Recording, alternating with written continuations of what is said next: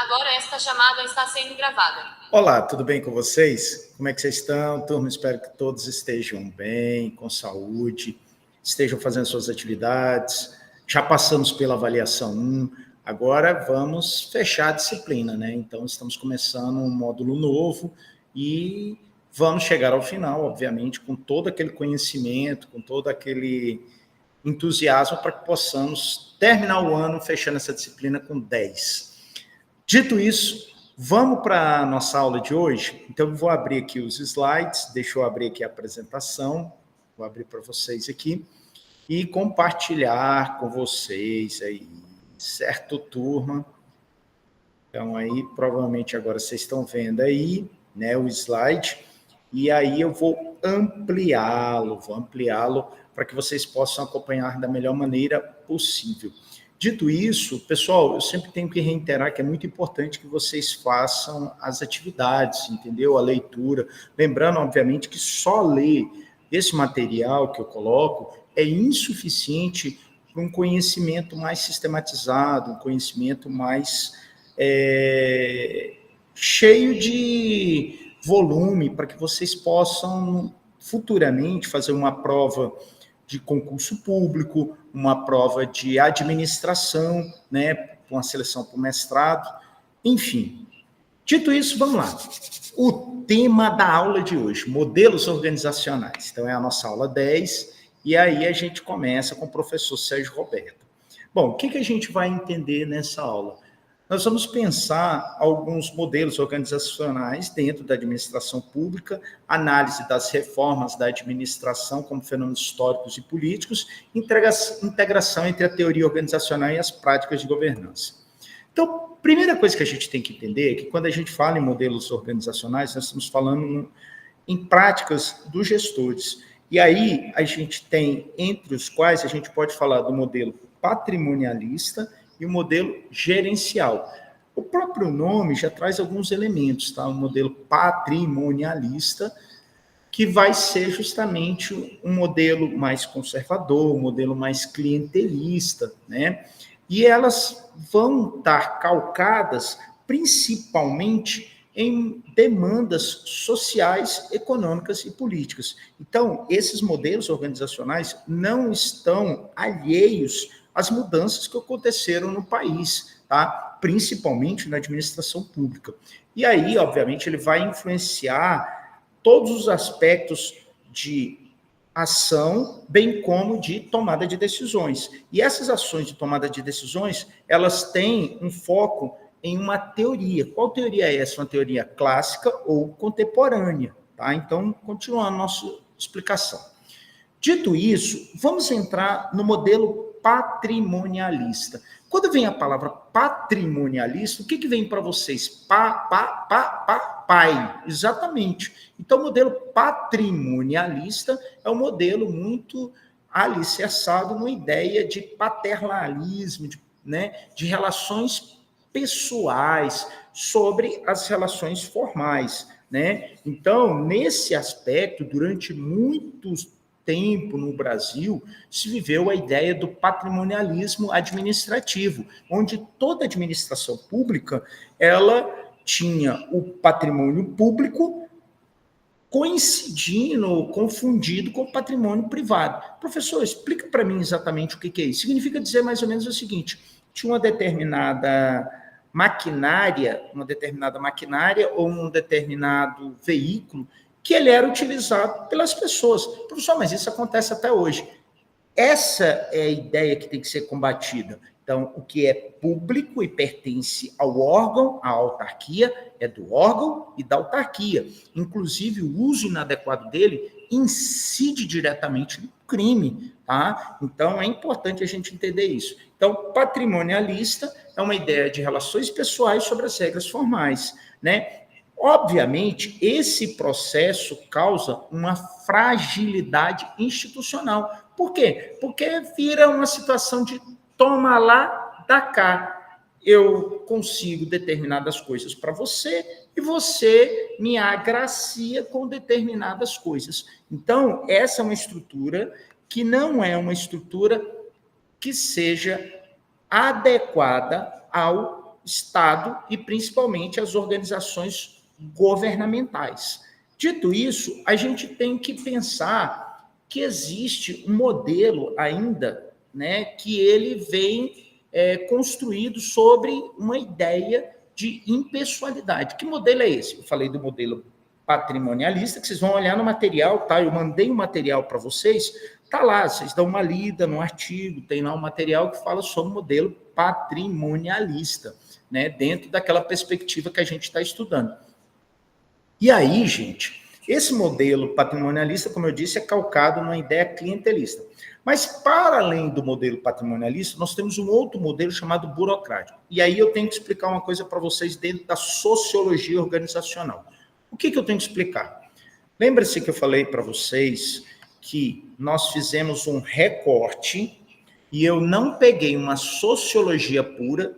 Por que eu estou falando isso? Eu não peguei Durkheim, Marx, Weber, tá? Stuart Mill, não peguei e coloquei essa base teórica. O que eu fiz? Eu peguei recorte de conceitos teóricos.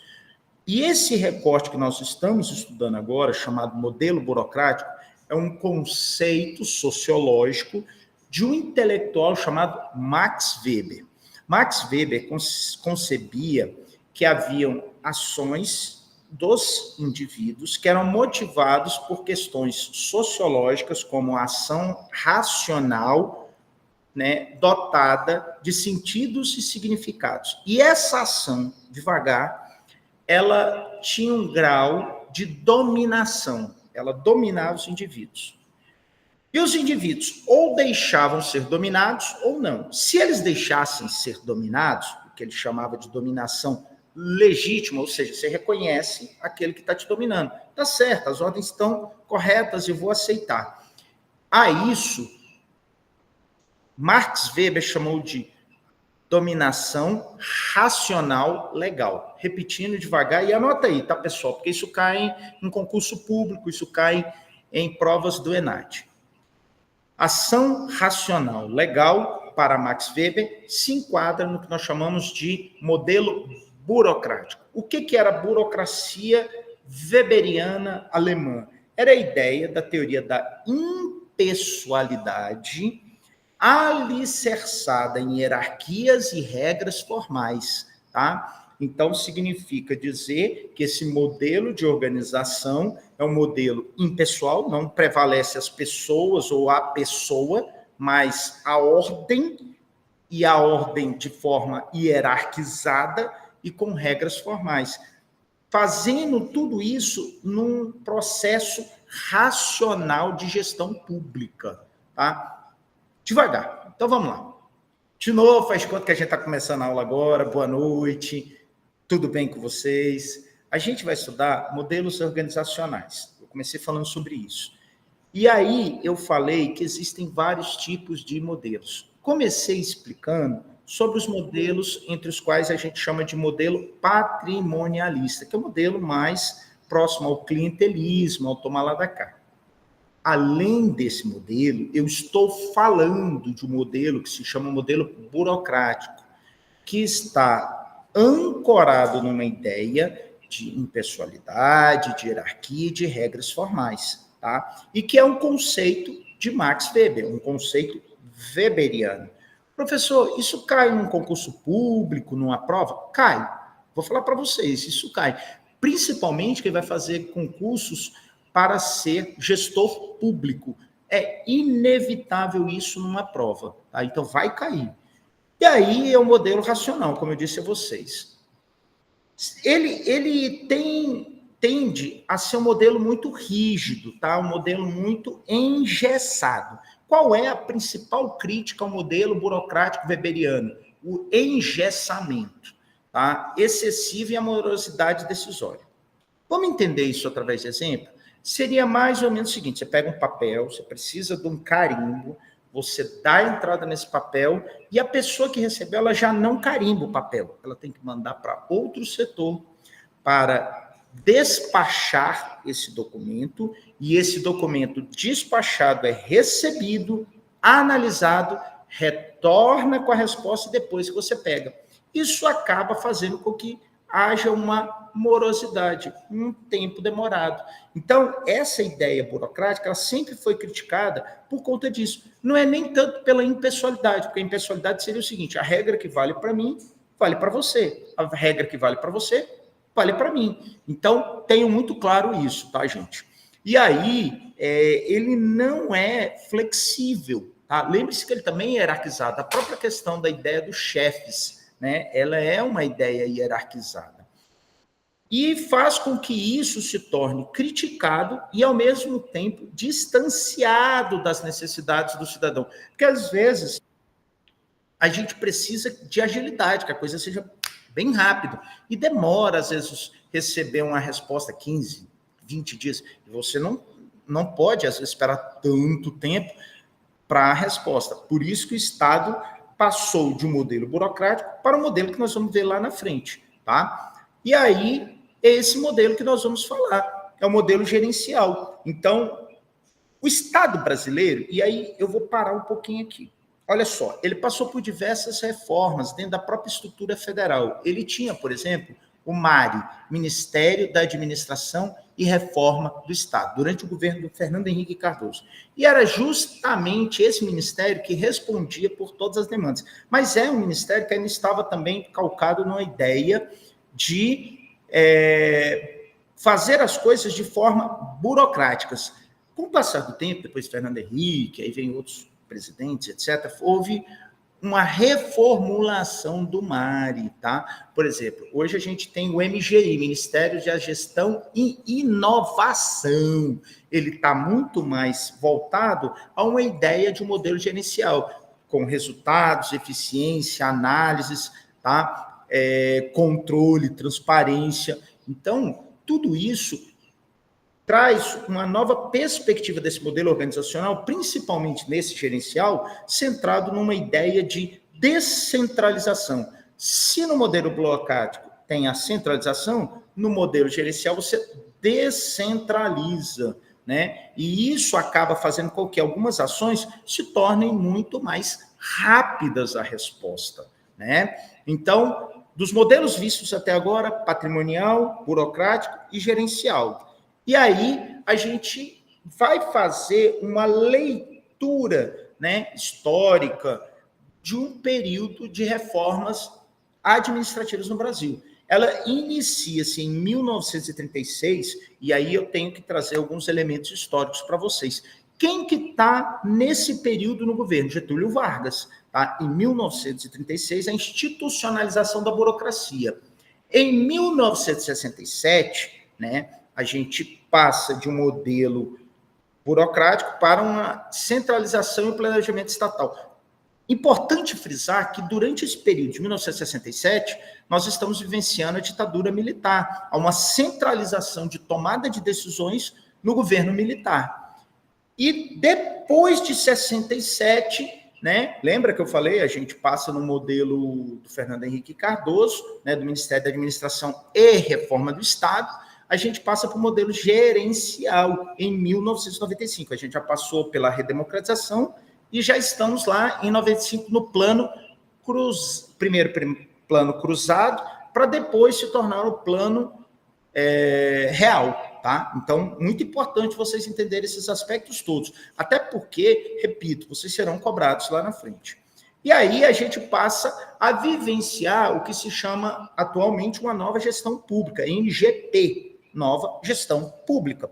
Inclusive, gente, deixa eu dar um spoiler aqui, tem uma questão das atividades que vocês vão fazer, tá? Que fala sobre justamente essa nova gestão pública, que ela está conectada aos textos. Então, pensar essa nova gestão pública é, sobretudo, eficiência, accountability. O que é accountability? Prestação de contas, transparência. Lembra que a gente estudou?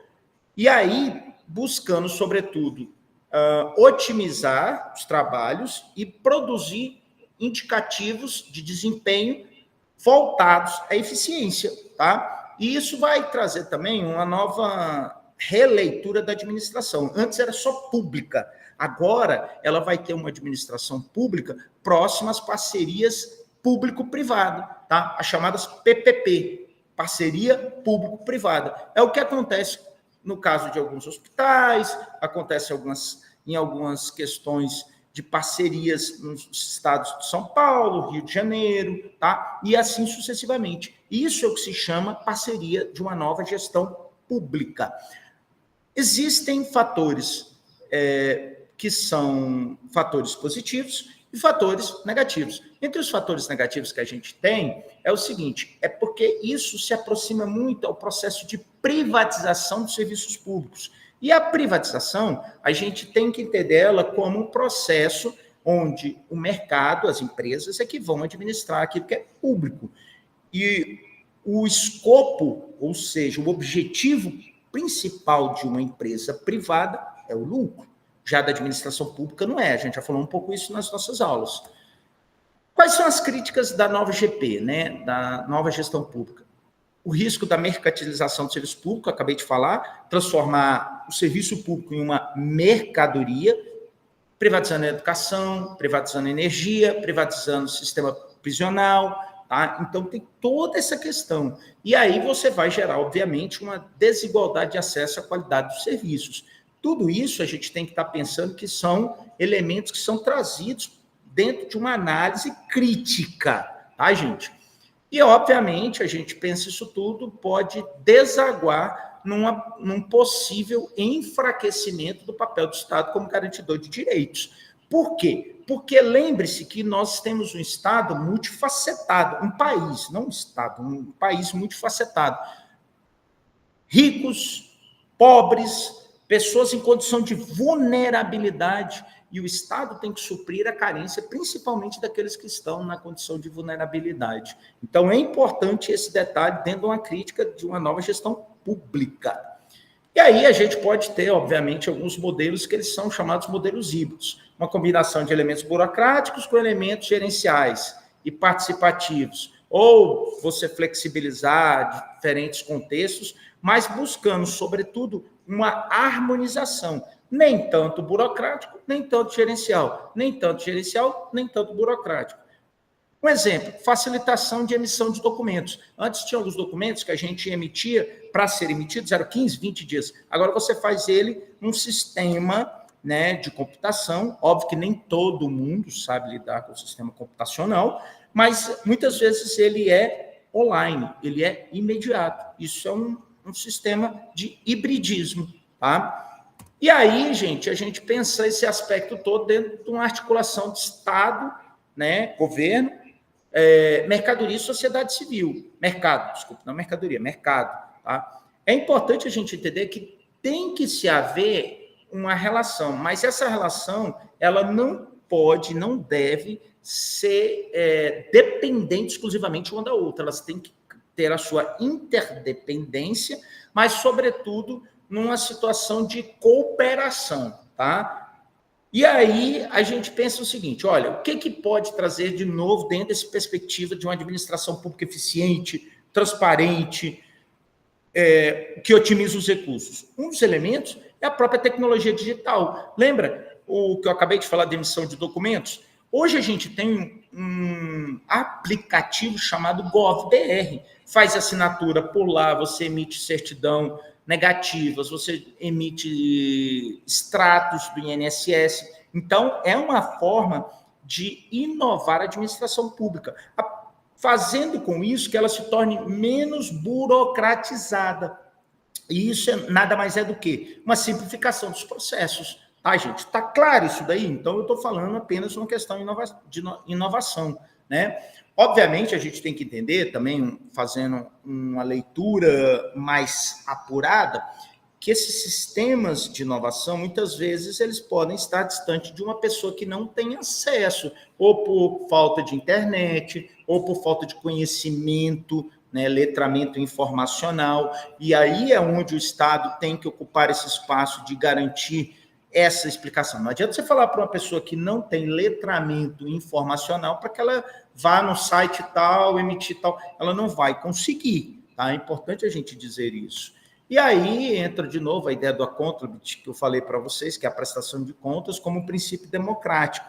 E é um mecanismo de controle, né? E isso faz com que haja uma possibilidade de participação do cidadão no monitoramento daquilo que está se fazendo. Isso gera o que nós chamamos de controle social, tá? Uma das questões mesmo é a gente ter acesso, né, às receitas e às despesas que se tem uma determinada administração pública. Se ela está sendo desidiosa, olha que nome bonito, desidiosa. O que é desidiosa? Desidiosa é relaxado, despreocupado, tá? Isso é desidiosa. Ou se ela está sendo eficiente. E aí, obviamente, a gente vai entrar no que chamamos de desafios contemporâneos. Todos os administradores, daqui a pouco vocês que estão aí nos seus respectivos municípios, podem se tornar prefeitos, prefeitas, secretários, e vocês têm que lidar com o que se chama de crise fiscal e restrições orçamentárias. Não existe dinheiro infinito para fazer as coisas. Ao contrário, ele é muito finito, tá? Então, vocês, como gestores, gestoras, terão que lidar com essa complexidade de demandas sociais, tá? É importante que a gente tenha como foco, óbvio, a eficiência, mas, sobretudo, calcado numa ideia de atender as demandas da sociedade. E aí a gente pode pensar isso tudo num processo de modelos de administração pública que podem ser desenvolvidos em determinados países, né? Óbvio que organismos internacionais, eles estão presentes nas reformas. Por exemplo, quando houve a reforma no governo do Fernando Henrique, um dos organismos internacionais que mais participou, impulsionou e até cobrou foi o Banco Mundial. O Banco Mundial, né, que é uma instituição que empresta dinheiro, né, o próprio FMI, Fundo Monetário Internacional, exigia que houvesse uma mudança de postura na administração pública com vistas à otimização. Mas não só isso, mas ela queria que o Brasil garantisse pagamentos da sua dívida, tá? Então, é importante isso. E aí, obviamente, a gente tem toda essa perspectiva sobre um elemento da transferência disso dentro dessas políticas. Bom, primeiro, a gente tem que compreender que isso tudo é uma cultura organizacional. E isso vai carregado de valores e práticas institucionais. Então, o administrador, se ele tem uma cabeça burocrática, ele vai implementar um modelo burocrático. Se ele tem uma cabeça gerencial, vai implementar um modelo gerencial, tá? Então, a gente tem que nem tanto o céu e nem tanto a terra. Lidar de forma a apaziguar esses conflitos, mas alinhar, sobretudo, a questão estrutural e cultural, né? Qual é o modelo que mais se adequa naquele momento, naquela circunstância e que pode atender? Eu vou extinguir a burocracia. Se você extinguir a burocracia, você extingue a ideia da impessoalidade. Artigo 37 da Constituição Federal, né? A LIMP, lembra? Legalidade, impessoalidade, moralidade, transparência, né? Publicidade e eficiência. Então, você extingue isso. Então, não dá para extinguir totalmente.